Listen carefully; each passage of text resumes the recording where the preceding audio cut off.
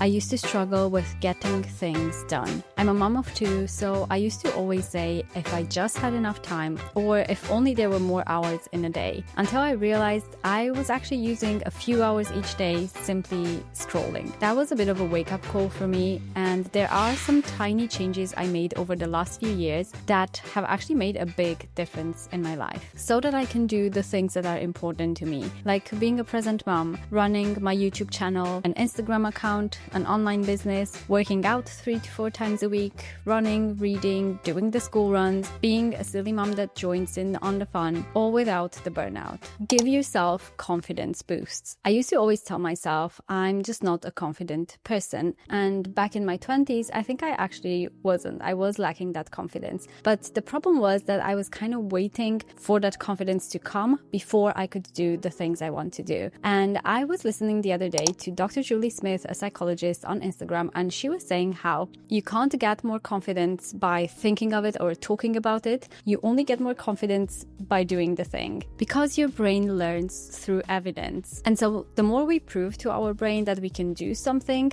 the more confident it will be next time we try to do that thing, and it just kind of builds up from there. And I feel like that's, when you start a YouTube channel, like when I started mine, if you look back on my first videos, please don't though, they're so cringe. Like they weren't that great, and that's okay. And I wasn't confident on camera, and the more I did this, the more it kind of built up that confidence. But I think if I had just waited for that confidence to come, I never would have actually started or grown this YouTube channel. And so when you do all of these small little actions that prove a point to yourself, not to anyone else, it starts to build that confidence in yourself in time. And in Atomic Habits, James Clear mentions the identity shift. So the way that I identify myself actually influences the actions I'm gonna take. So it's so important to really catch the way that we talk about ourselves and the kind of self-talk we have in our heads. Because if I say I'm just not a runner, I will never go running. I will never take the action, go out on those small runs and improve in time, because I've already kind of told my brain that's not something I do.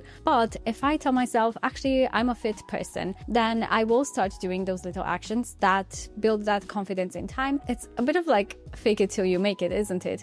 But I guess that's how our brain works. So I started telling myself I'm a fit person, and I started working out more seriously, and I have been consistent every single week since then. I've been working out 3 times a week. I've told myself I'm a content creator, so every single week I post a video on YouTube, I post content on Instagram. It's because that's who I am, that's what I do. Another thing I try to tell myself is I'm a mom that I'm proud of, and I find that that helps me be less shouty and more of a calm mom, and try to react differently in situations that otherwise I would find triggering. And this can apply to so many areas of our life, but if this is something you struggle with, that confidence and taking action towards things you want to change but you're not quite sure how to get there, this can be a really good place to start. Chase the good dopamine bubbles. This is also something I learned from TJ Power. Basically, our brain craves being rewarded for hard work. And when we do something like scroll on TikTok, we get this dopamine hit and drop. It's this spike in dopamine because it's something that feels good in the moment,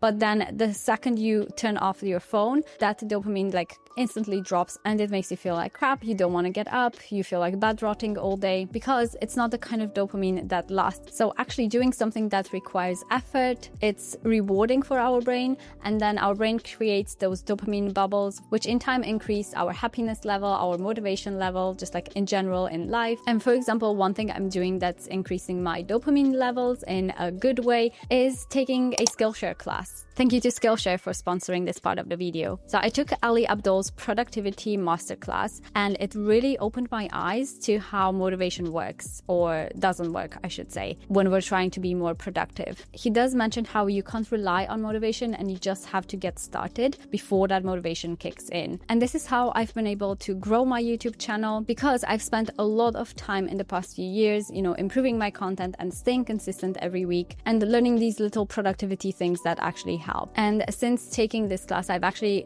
kind of improved a bit my Notion, which is the app I use to plan out my content, to plan out pretty much everything in my life. And I just go on there and create my board. I make sure I have my list of things that I want to do. And this has helped me so much to be more productive and to get more done in my day without feeling like I'm gonna crash. So if you're a creative person, a content creator, an entrepreneur, or even just just a human person who wants to learn a skill or to improve on a skill, then you will love Skillshare. It's the biggest online learning community with classes on so many topics like art, photography, graphic design, habits, and so much more. The first 500 people to use my link in the description box or scan the QR code will receive 1 month free trial of Skillshare. I'm telling you, it's so worth it. The social contract is also something I learned in Ali's class, and it's really given me some actionable steps I can take to really improve my life and my work. Like, for example, I used to be so inconsistent on YouTube. Even though it was something I wanted to do, for some reason it was just hard to stick to it. But when I told you that I'm posting a video every Saturday, I basically created a social contract with you. So it means that it kind of keeps me accountable to posting that video every Saturday. I know people are expecting it, and if I don't post a video every Saturday, I know I get messages from people saying they missed it, and that's really lovely, and it actually makes me want to post consistently because I want to, be the kind of person who shows up and does the things she says she's going to do. So if you are struggling with, being productive on something, maybe getting someone to keep you accountable and, create that social contract can be a really helpful tool. Might just help you to stick to it and to actually do the things you say you're going to do. Use pockets of time. This is a habit I started doing when I had kids, because before then I had a lot of time to do whatever I wanted. But once you have kids, your time goes to like this time to actually do stuff for yourself. When I have that downtime, when I'm waiting for something, I realized my kind of go-to activity was always just picking up my phone and scrolling, because it's just kind of mindless. You don't really have to think about it. And that's why my screen time was so high back then. But I also realized if I wanted to make, my business grow, my YouTube grow, or do all of these things that matter to me, I needed to use those pockets of time in a better way. So instead of just scrolling aimlessly, even if I'm just on my phone, maybe I can go on my notes app